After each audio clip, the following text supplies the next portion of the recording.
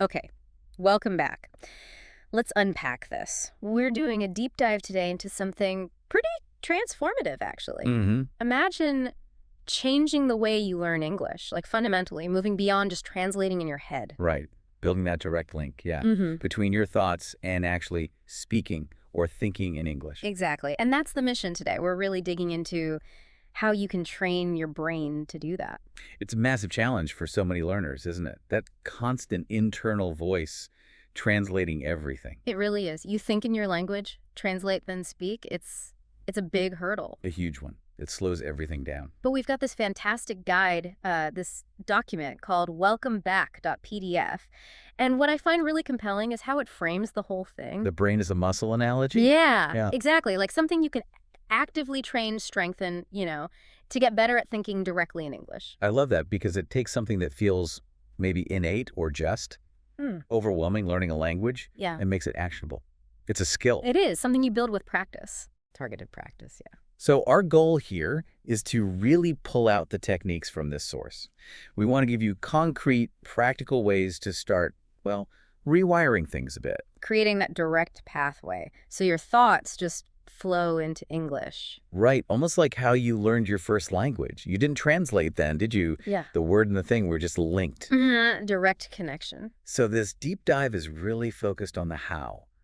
Less theory, more practical steps you can take. And it's good to acknowledge upfront it sounds hard. I mean, changing how you think. Totally. It feels unnatural at first because, well, you've always thought in your native language that's normal. Completely normal. But the source makes a great point about kids. Oh, yeah, that child learning analogy. They don't sit there translating. Nope. They just associate sounds, words with things, actions, feelings. Boom. Direct link. That's the fluency we're aiming for, that efficiency. And the source calls that translation process the detour, which I think is a great way to put it. It is. Instead of thought native language translation LA English, you want thought English directly. Cut out the middleman. Exactly. It takes effort, sure, like any training, but the source is really positive about the payoff. It's very rewarding. Okay, so if you're listening and thinking, all right, I'm in, but where do I start? What's step one according to this guide? It suggests starting super simple, like the simplest thing imaginable. Which is? Naming objects. Just look around you right now, wherever you are. Okay. See a table? Think table. Silently. See a lamp? Think lamp. So not saying it out loud, just internal. Just internal. The whole point, the source emphasizes this, is getting the English word to pop into your head first, without your native language jumping in. That almost sounds too easy. It does. But think about the power of doing that consistently. All day long, every object you notice, window, phone, book. Just that constant low-level reinforcement. Exactly. It starts building that direct pathway, associating the object visually with the English sound in your mind. Okay, simple but powerful. What's the next level up from just naming things? Describing actions. What you're doing, again, internally. So connecting language to movement and activity. Precisely. As you go about your day, just narrate. Simple phrases. I am walking. I am opening the door. The guide has examples like, I am brushing my teeth. Yeah. Or, I am boiling water. Now I'm adding tea leaves. Simple, everyday stuff.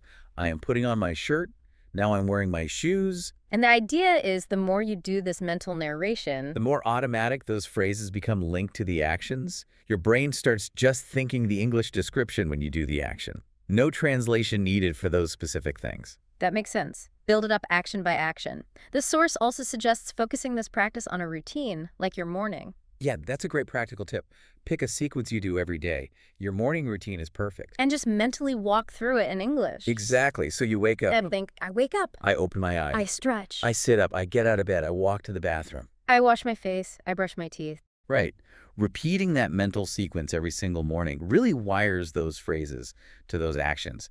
It carves out a little part of your day where English is the automatic thought language for those specific tasks. So we've got objects, we've got actions, the external world, kind of.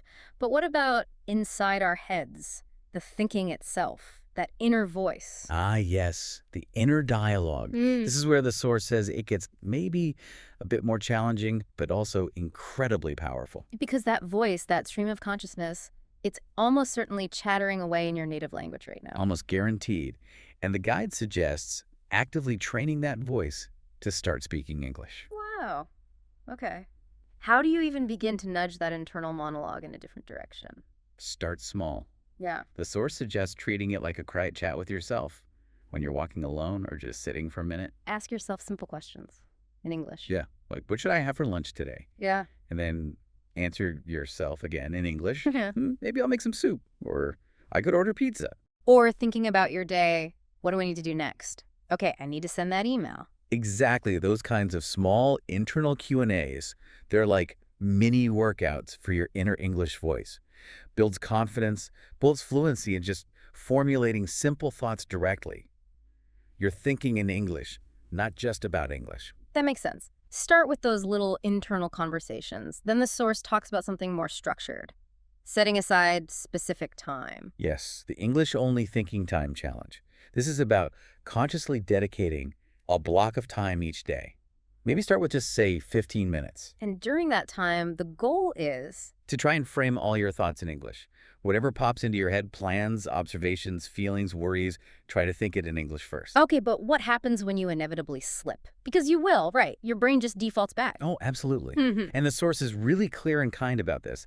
It's not a failure. Don't beat yourself up. Not at all. Just notice it. Okay, I switched back. And then, gently, calmly, bring your focus back to trying it in English. The real work is in that noticing and redirecting. Not an instant perfection. Exactly. And then you gradually increase the time. Maybe 15 minutes becomes 30, then an hour, then maybe longer stretches. The ultimate aim being that English becomes the go-to language for more and more of your internal processing. Yeah, it's definitely a long game. A marathon, as you said earlier, not a sprint. Which logically brings us to vocabulary. You can't think in English if you don't have the words, right? Precisely. Vocabulary is the absolute bedrock, the building blocks of thought. And the source makes a key point here. It's not just about memorizing lists of words. No, not at all. It's about using them actively, spontaneously, in your thoughts. So learn a few new words, maybe. But then what? Immediately start making sentences with them in your mind. The guide uses the example of learning the word delicious. Okay. Don't just know what it means. Think, this apple is delicious, or I had a really delicious meal last night. And repeat that thought a few times. Yeah, mentally repeat it. Yeah. Connect the word to the feeling, the context, the meaning. That's how you internalize it, like a native speaker does. Yeah. It becomes part of your active thinking toolkit, not just passive knowledge. The source also suggests organizing your vocabulary practice by categories. How does that help with thinking? Well, it connects words in meaningful groups, reflecting how we often access language in real life. So learn words for, say, furniture. Chair, table, sofa, bed. Right. Then mentally list them. Then try making simple sentences. The chair is comfortable. I need a new lamp. Or the fruit example from the source. Apples, bananas, oranges. Yeah. Mentally make a shopping list. I need apples and bananas. Then sentences. I love eating apples. Grapes are my favorite fruit. So you're linking the words together and linking them to real-life contexts like shopping or preferences makes them easier to grab when you need them for spontaneous thought. Exactly. It makes the vocabulary more accessible, more automatic. Okay, so we've got words, simple sentences describing things and actions. What about processing more complex information, like if you watch a video or listen to something in English? This is a really important step the source covers. Making consumption active, not passive. So don't just watch or listen and assume it's sinking in. Right. The key advice is to pause afterwards or even during and actively summarize what you just heard or watched. In English. Yes, in your own words, in English, just in your mind. So if I watch a cooking video, Pause it and think, okay, first she chopped the onions, then she heated the oil, next she added the spices, or whatever the steps were. that forces you to actually process the information in English, right? Not Yeah. just passively receive it. And then you have to produce English thoughts based on it. Exactly. You're taking the input and reformulating it using your own English understanding. It's a huge step towards thinking fluently because you're practicing comprehension and internal production together. Reading is another big one the source mentions. Books, articles, even simple things like captions online. Absolutely. Reading is incredibly powerful. And the core advice here is similar. Read for meaning, not for word translation. Try to visualize what you're reading. Get the overall picture. Yes. Immerse yourself in the scene or the idea. And crucially, if you hit a word you don't know. Resist the urge to translate immediately. Exactly. Try to guess its meaning from the context first. Ask yourself, what kind of word would make sense here? Why is that better than just looking it up? Because it keeps your brain operating in English. Every time you stop to look up a word or translate, you're switching back to your native language mode. Guessing from context keeps you immersed, keeps the English thinking flowing. That makes a lot of sense. Keep the momentum going in English. The source actually includes a nice little guided practice Mm. for this kind of mental connection, of visual thinking exercise. Oh, cool. Like the kitchen example? Yeah. So if you're listening, maybe try this for a second. Close your eyes. Imagine you're walking into your own kitchen. Okay, I'm there. Now, mentally, using English, just start naming things you see. Fridge, sink, Good. What else? Microwave, countertop. plates on the table. Now, maybe describe a simple action. I open the fridge. I take out some milk. Perfect. This kind of visualization, seeing it in your mind's eye and immediately labeling or describing it in English, builds really strong, direct mental links. You're not just memorizing abstract words, you're mentally living in English in that space. That feels really concrete. And it's not just about the physical world, is it? The source mentions extending this to our internal world too, like emotions. Absolutely vital. Thinking fluently isn't just about objects and actions, it's about expressing your inner state. So practice putting feelings into simple English words. I feel happy, I'm feeling a bit stressed. I'm angry about that. I'm sad today. Learning to articulate your emotions, even just basic ones, internally in English is a core part of making the language feel like your own. It's about expressing the whole you. Okay, so we're building this internal English world. How do we then bridge that to interacting with others? The source talks about simulating real life, right? Yes, preparing your mind for actual conversations. Mental scenarios are great for this. Like the cafe example. Exactly. Put yourself mentally in that situation. You walk in. What do you do first? Look at the menu. Decide what I want. Okay, do that mentally in English. The cappuccino looks good. And maybe a croissant. Then practice the interaction. Yeah, mentally rehearse ordering. Excuse me, can I please have one cappuccino and one croissant? You could do this anywhere, couldn't you? Waiting for the bus, walking down the street. Totally. Any downtime. The more detail you put into the mental simulation, the sights, the sounds, the potential responses, the better your brain gets at activating the right English for that situation when it actually happens. It's like pre-paving the neural pathways. Building conversational muscle memory. That's a great way to put it. Mm. And it works for all sorts of common situations. The source uses the supermarket as another example. Right. Walking down the aisles, thinking in English. Narrate your shopping trip internally. Okay, first I need rice. Where's the rice aisle? Uh-huh. Over there. Let's see.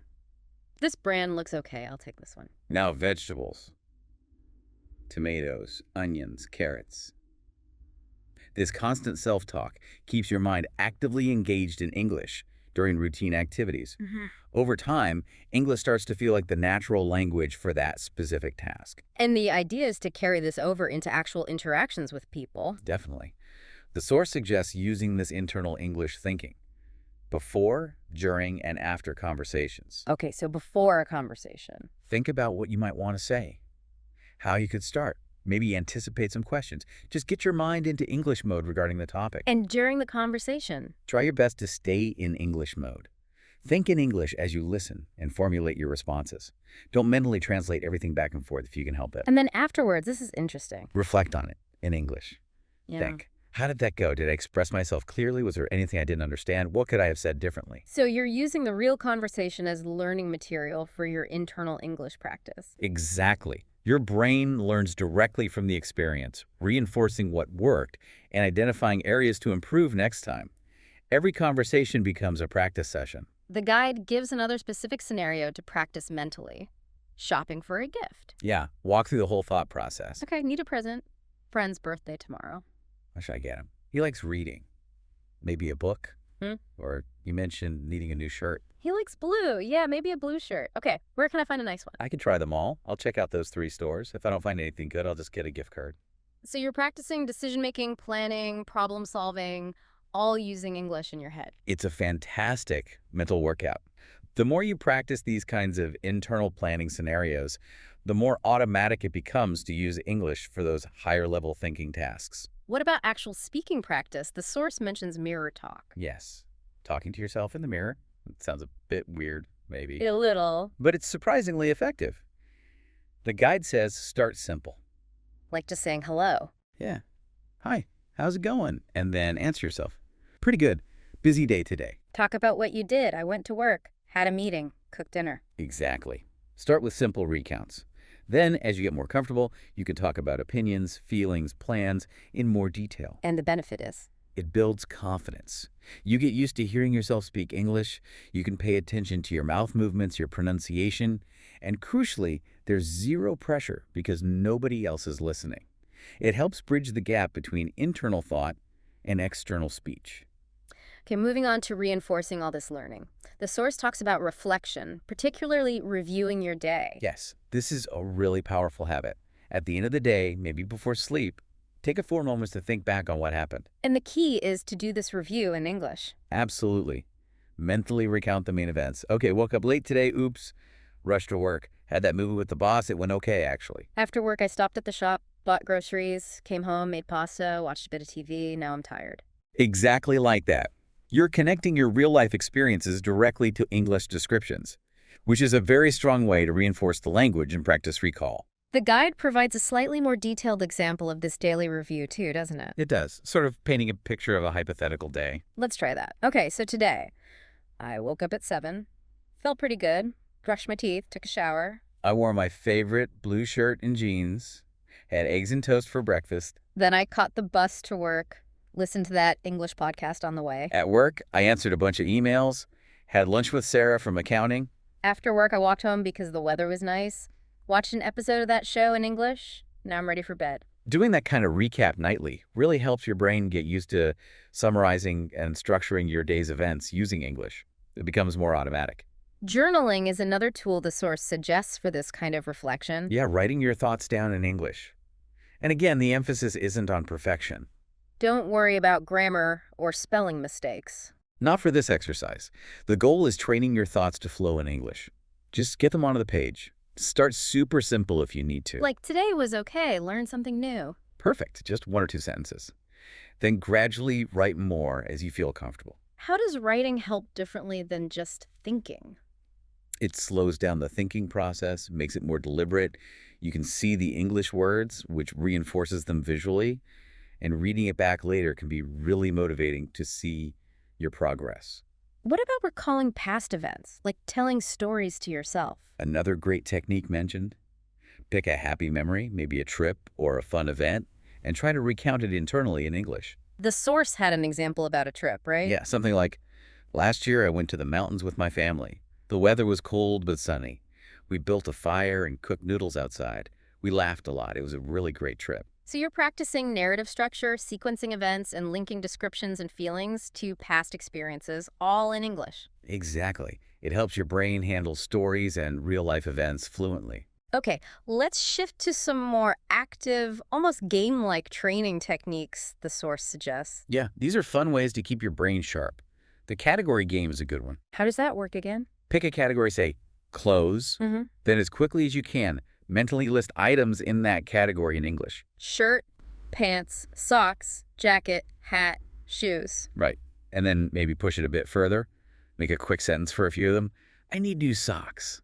This jacket is warm. Or another category like kitchen items. Spoon, fork, knife, plate, bowl, cup. I eat soup with a spoon. Be careful, the knife is sharp. So it's rapid recall plus immediate application in a simple context. Exactly. Connects the word, the meaning, and the usage all at once. Great little mental drill. Music is another area the source touches on, if you enjoy English music. Don't just listen or sing along passively. Pay attention to the lyrics. And the key step is? Try to explain the meaning of a line or the whole song in your own words internally in English. So if a song says, I miss you every day, you might think, okay, this song is about someone feeling lonely. They're thinking about a person they love who isn't there. They feel sad because they're separated. So you're processing the emotional content, the deeper meaning, not just the surface words. Yes. It helps you connect with English on an emotional level, not just a logical one, which is a big part of natural, fluent thinking.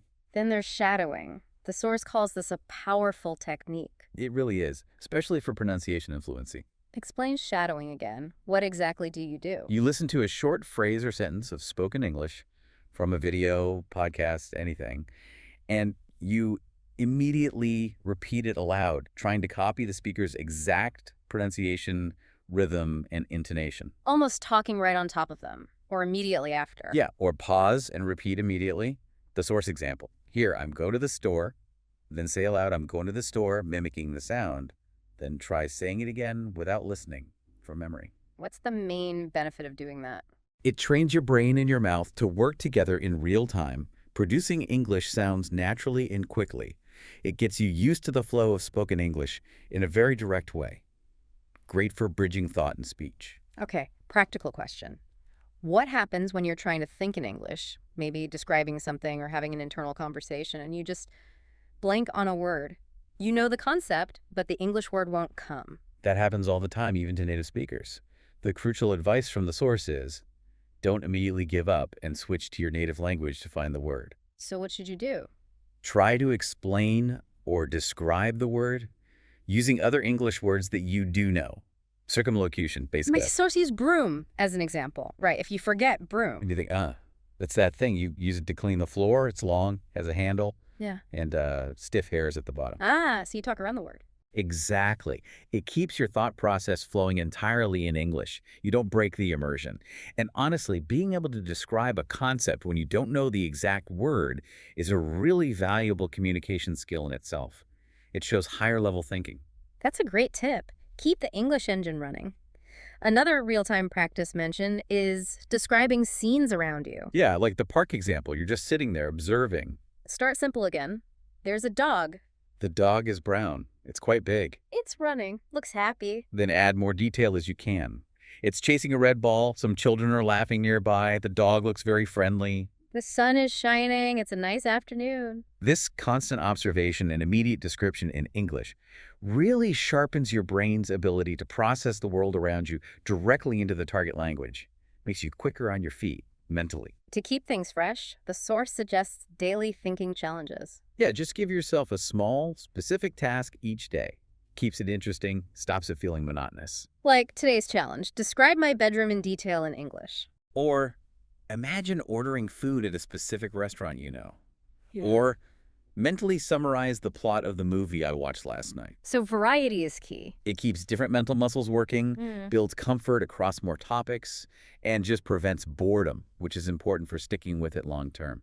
The guide also talks about weaving English thinking into the fabric of your day, like using free time. Yes, those moments when you're not actively focused on something else, washing dishes, folding laundry, waiting in line, your brain is often more relaxed then. And you can use that time for what kind of English thinking? Just gentle stuff. Mull over your plans for the evening. Replay a conversation in your head. Notice the weather. It looks like rain later. I should probably bring my umbrella. I wonder what time dinner will be ready. I'm getting hungry. Just letting your casual thoughts happen in English. It's low pressure, keeps the language active. There's also a really simple environmental tweak the source recommends. Changing your device language. Phone, computer. Set it to English. Yep. It's a small change, but it means you're constantly encountering English words. Menus, notifications, buttons. You just get used to seeing and understanding them without thinking about it. Exactly. It makes English part of your everyday environment, which subtly reinforces it as part of your thinking environment too. Every little bit helps integrate it. Now let's be real. This isn't always going to be easy. There will be days when your brain feels resistant or you just feel stuck. Oh, for sure. The source acknowledges that completely. Progress isn't linear. So what's the advice for those tough moments? Don't give up. Don't get frustrated with yourself. Just gently acknowledge it. Okay, this feels hard right now, or my brain really wants to use my native language. And then Gently try again. Remind yourself, okay, let's try thinking that thought in English one more time. Or maybe switch to an easier practice, like naming objects, just to get back in the flow. it's okay to slip back sometimes. Absolutely. The key is just returning your focus when you notice it. It's a journey, and every step, even the small ones, counts. Persistence over perfection. Okay, here's a big one that stops a lot of people.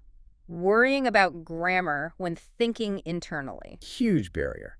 And the source has really important advice here. Which is? When you are thinking to yourself, practicing this internal English monologue, do not worry about perfect grammar. Really? Let it go. Let it go, especially initially. The main goal is fluency of thought. Getting the ideas flowing in English, focusing too much on getting every sentence grammatically perfect in your head will just block that flow. So if you think something like, he go market yesterday. For internal thought practice, the source says that's okay. Don't stop and mentally correct yourself constantly. Just let the thought happen in English. Won't that reinforce bad habits? The idea is that your brain will naturally absorb correct patterns over time from all the input you get reading, listening. The internal practice is more about building the habit of thinking directly in English. Keep the channel open. Accuracy improves with overall exposure and practice. Don't let the perfect be the enemy of the good, especially in your own head. Keep the flow going. That's a relief, actually. The source also suggests connecting this practice to your goals. Yeah, a really powerful habit. Think about your daily goals or even bigger life goals in English. Maybe every morning. Great time to do it. Mentally outline your intentions. Okay, today I will finish that chapter.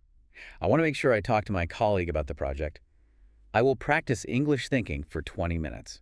How does thinking about goals in English help? It connects the language directly to your motivations, your aspirations. It makes English feel relevant to your future, not just an academic subject. Builds a deeper, more personal connection. Another specific mental exercise mentioned is describing objects in more detail. Right. Pick something nearby, say your cup. Okay, got a mug here. Now, describe it mentally in English, adding details. This is my favorite mug. It's blue. It has a picture of a cat on it. It's ceramic. It feels warm because my tea is hot. I like drinking tea from this mug. Perfect. Now pick something else. Your shoes. These are my running shoes. They're mostly gray with some orange bits. They're comfortable. A bit dirty, actually. I wear them when I go for a run. See, this trains your brain to move beyond simple labels and access descriptive words quickly, painting a fuller picture in English. It's like upgrading your internal descriptive abilities. The guide talks about narrating your actions, almost like having an inner coach. Yes, turning that inner voice into a running commentary of what you're doing. So as I'm making lunch, You think, okay, now I'm washing the lettuce.